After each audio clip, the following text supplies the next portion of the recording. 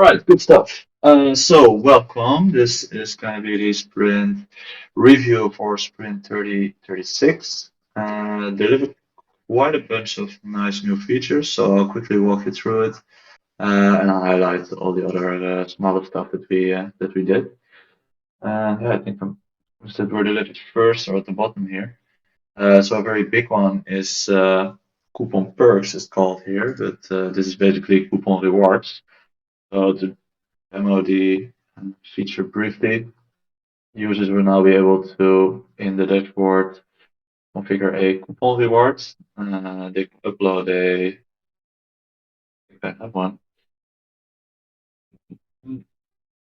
small sheet of coupon codes. So this is a preview of the CSV and speed coupon column with on every row a unique code to be used within any e-commerce situation. You can upload it. Uh, Add this here. You can redirect users to your web shop. You configure a point price, how many points people have to redeem in order to get this perk. Then you basically create it. Now it's over here. If I review my widgets, I'm not sure if I have 500 points in this account. But let's see. And over here we got the free shipping uh, reward with a supply of 5 because we uploaded 5 unique QR codes. Let me lower the price so that I can redeem it. Sorry, there's a tiny child in the background.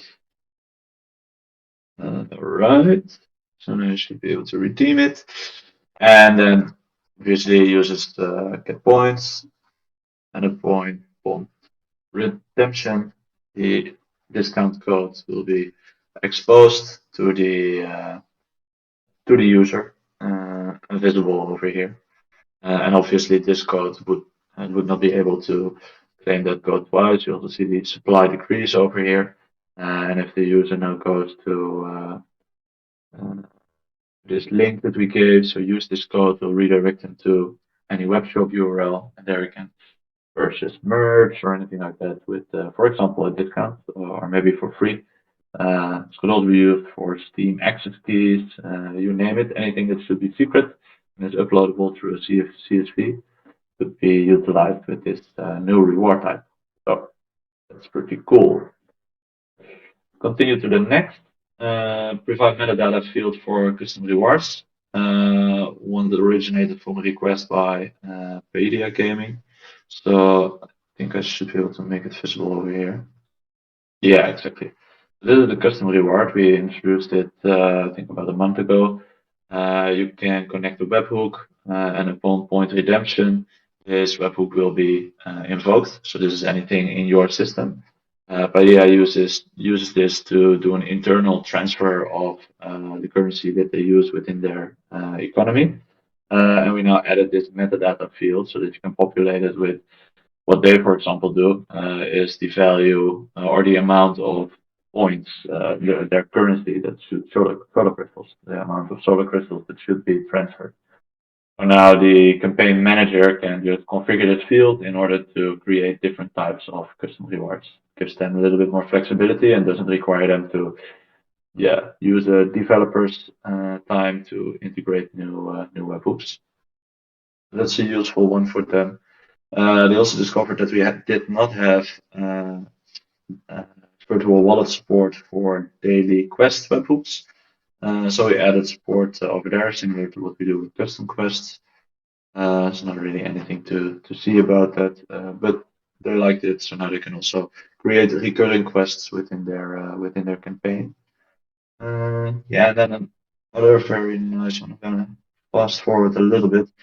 Is this one, the campaign activity stream in Discord?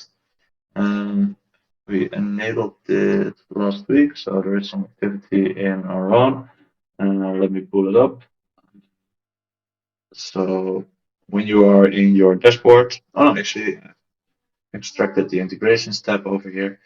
You can provide a Discord webhook URL. They are pretty easy to configure.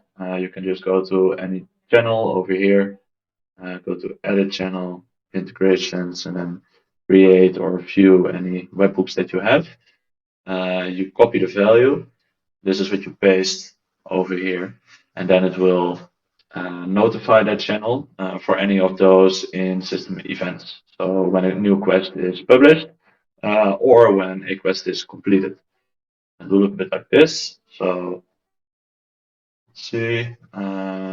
You got Jetzt here completing a daily reward and earning 5 points. Then if I read this and I go there, it will redirect me to the site where the widget is active. Um, Whenever a new quest is added, so for example this Twitter quest, a card explaining the information about the quest is shown over here. How many points it is, a link to the quest in order for people to complete it, and a little bit of a preview of the title and description. So the idea here is to build a little bit upon certain network effects. Other people in the Discord that were not necessarily participating in campaigns should be able to easily access those quests in the campaign and incentivize to also start collecting points. So yeah, I really like that when it's out, we're gonna measure its performance pretty well, obviously, and then let's hope for more campaign participation. Back to the sprint. Yeah, some tiny changes. So social quests now have more specific error messages informing you about why you didn't get points, because it could be of many reasons. Perhaps you did not retweet the tweet yet. Perhaps you did not connect your Twitter account yet. All these types of things. Um, this is also something that we do for Paedia. Those are feature requests.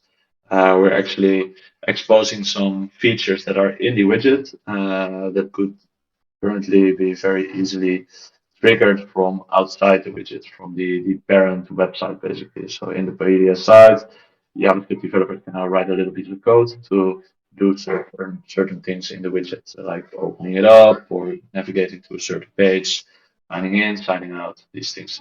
It makes them embed or make the user experience a little bit more seamless. Yeah, those are just some basic content tasks. Added some things to the private pricing page.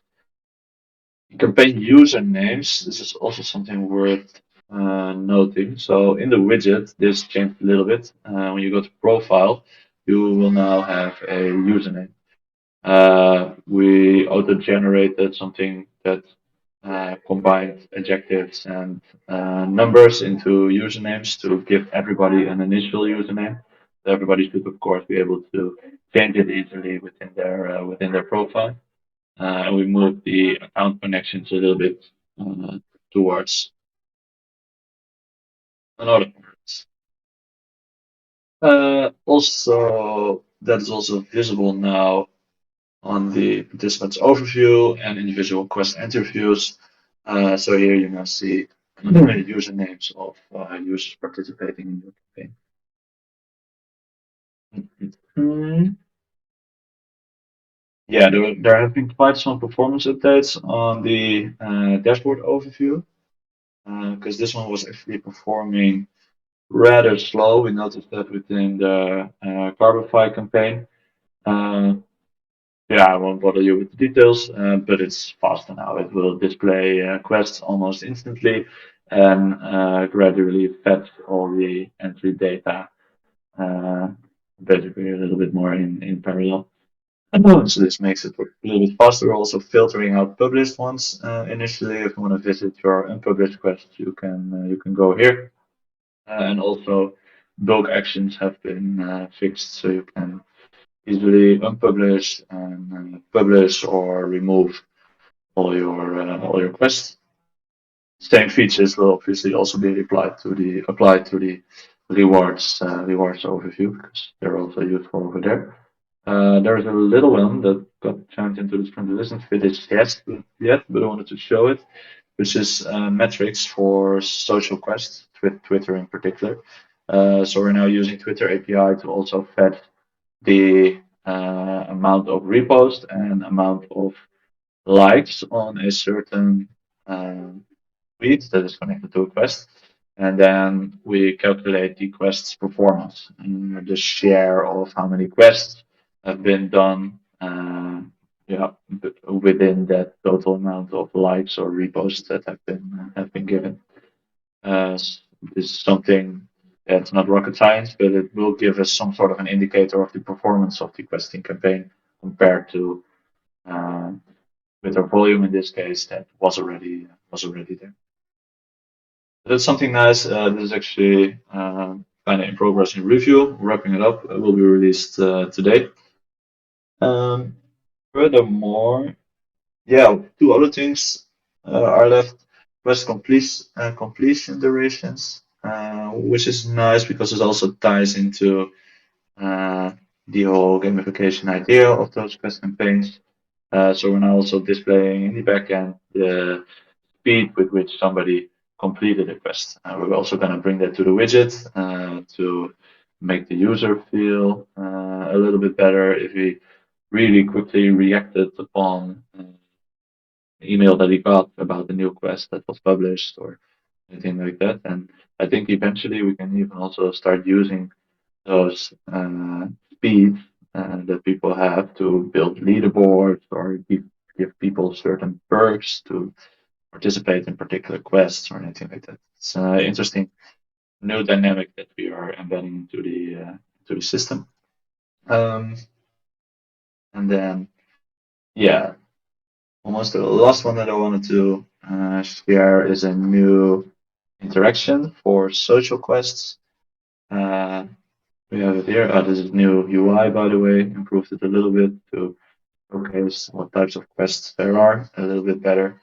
And we now have this combined like and repost interaction because we saw campaigns creating almost always both a like quest and a repost quest for the same tweet.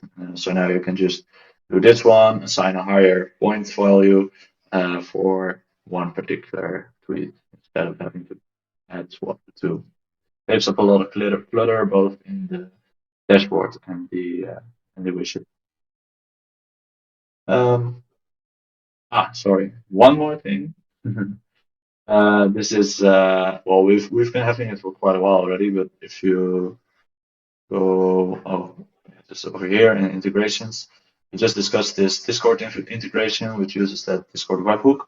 But we also have a little bit of an automated Twitter integration, which you can enable, and then for the connected Twitter account, you will have to provide a hashtag filter.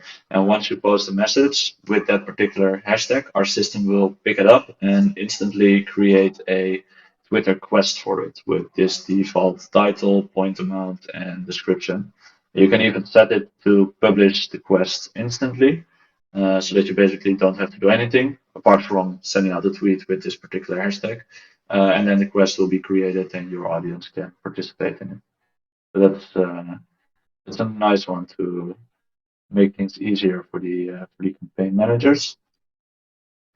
Um, yeah, that was all I wanted to share. My main focus in the coming sprint will be basically on our staking mechanism. So we have been designing the details. Oh, this is actually also part of the sprint, but wasn't captured in a ticket. So this is a sequence diagram of basically how the funds should flow through our. Yeah. Oh, so you're not seeing this.